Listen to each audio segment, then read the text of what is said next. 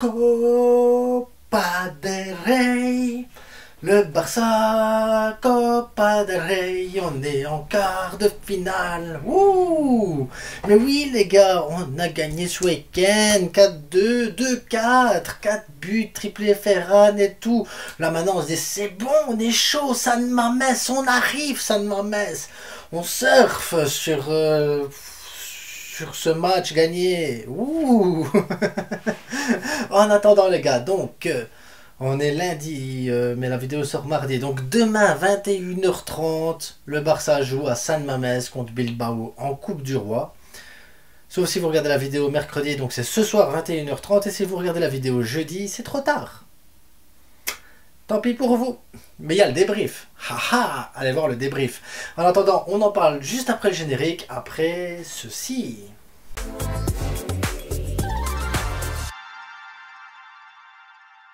Petit avant-match, les gars, il va être court, il va être simple, il va être limpide, parce que de toute façon, il n'y a pas de surprise. On ne sait pas ce qui va se passer, parce que le Barça, là, il vient de te montrer un truc positif. Positif. Et ça, le Barça, il l'a déjà fait cette saison. Une fois ou deux, c'est arrivé sur un malentendu que le Barça fasse quelque chose de positif, et tu sors de là grandi, tu dis, ça y est, enfin, on retrouve le Barça.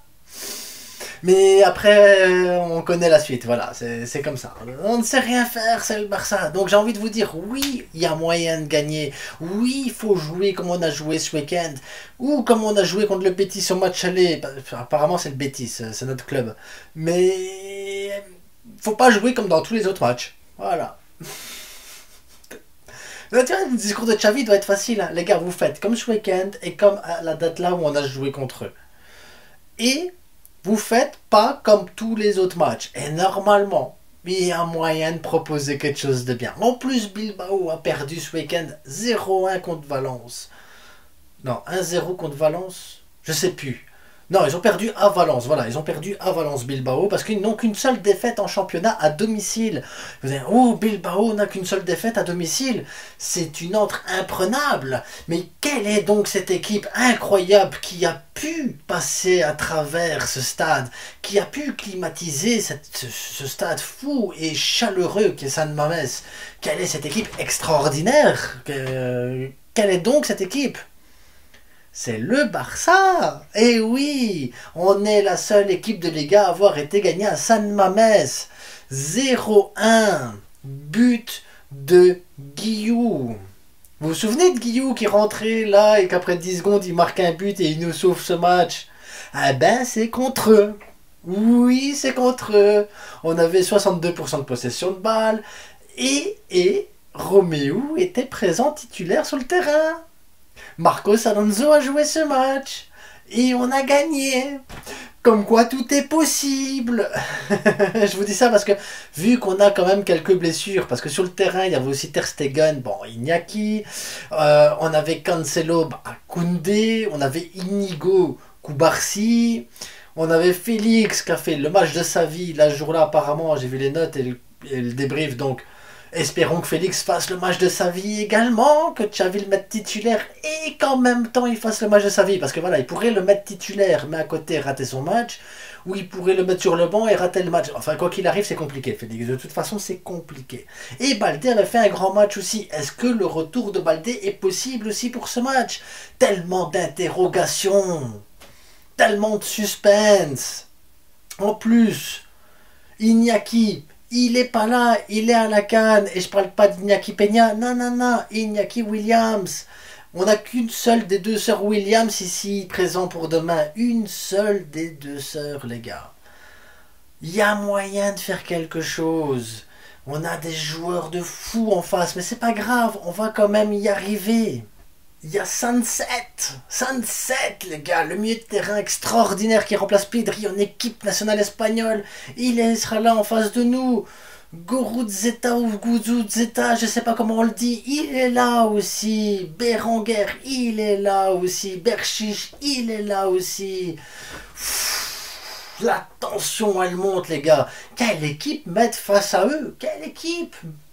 Comment le Barça va-t-il jouer avec toutes ses absences? Comment le Barça peut réussir à combattre l'ogre de Bilbao?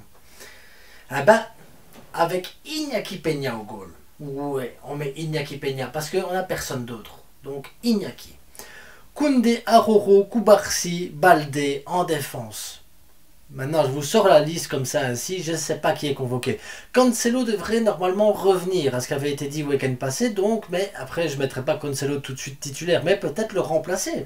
Allez, Koubarsi, il ne peut pas tenir un match complet, il fait 60 minutes, tu le sors, Koundé, tu le replaces dans l'axe, tu mets Cancelo à droite, c'est mieux que Frenkie défenseur central, et voilà, c'est la classe, t'as une super défense offensive, c'est la classe, c'est tout.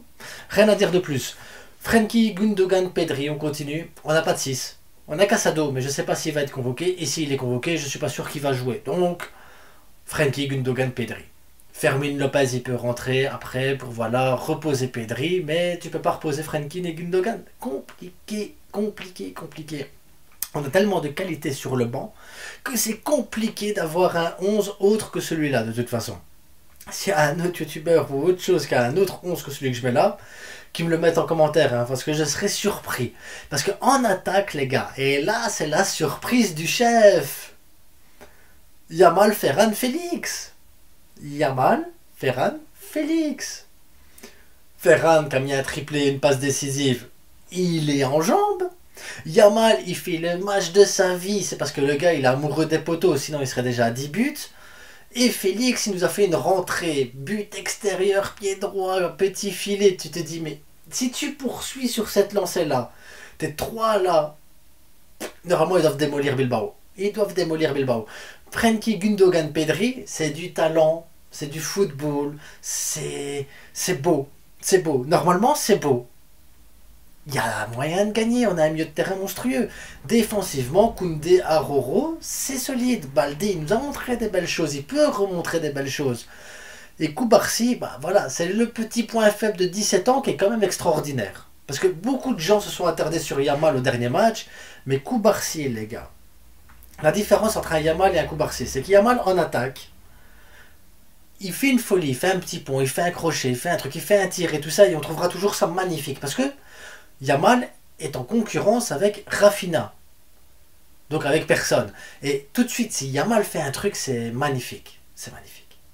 En plus, s'il vient presser derrière comme il l'a fait au dernier match,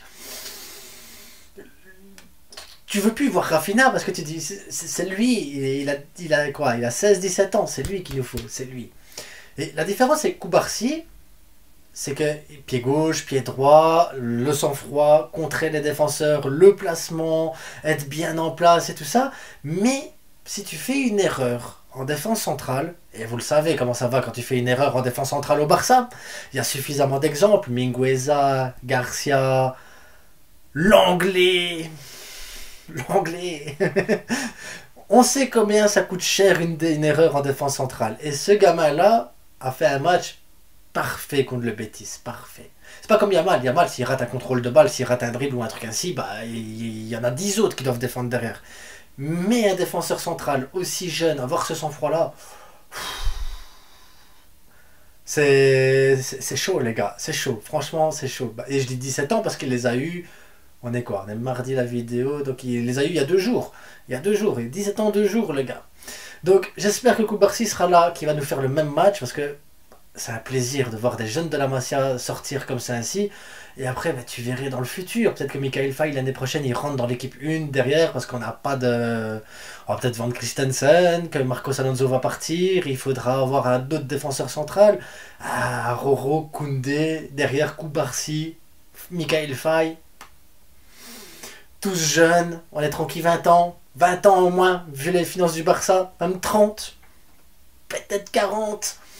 Bref, il faut qu'on gagne ce match, les gars, parce que si on perd ce match, la Coupe du Roi elle est terminée, la Liga elle est déjà terminée, il nous reste la Ligue des Champions. J'ai pas envie de vous dire on va gagner la Ligue des Champions. C'est compliqué, les gars. Donc on doit gagner ce match pour continuer à avoir quelque chose. Quoi, je ne sais pas, mais continuer à avoir quelque chose. Maintenant, si on pouvait avoir aussi un peu de beau jeu, franchement, ça serait... Peut-être que je demande de trop. Une victoire. Une victoire, les gars, après, on voit comment ça se passe. Je ne sais pas. Une victoire, je vais même pas demander plus parce que je ne sais pas quoi demander de plus cette saison. C'est... Suspense. En attendant, n'oubliez pas le plus important, c'est que du foot. C'est que du foot, les gars. Ne vous disputez pas dans les commentaires. Yeah, on a perdu la Liga parce que le Real est pas... On s'en fout, les gars. On est au-dessus de tout ça, nous. Nous, on est au-dessus de tout ça. Nous, on s'en fout. Et ceux qui viennent vous dire, oui, mais vous avez payé Negreira 17 ans. On a eu Negreira 17 ans. Voilà. Voilà, 100 ans d'histoire, 125 ans d'histoire, 17 ans de Negreira. Et voilà, on va retenir les 17 ans de Negreira. On a volé les championnats, on a volé tout, on a tout volé, les gars. Voilà, assumons maintenant tant qu'on est là derrière. C'est que du foot. Bref. À bientôt, les gars, et on se retrouve pour le débrief à chaud, les gars. Débrief à chaud demain soir, ou ce soir, ou hier soir. Ciao.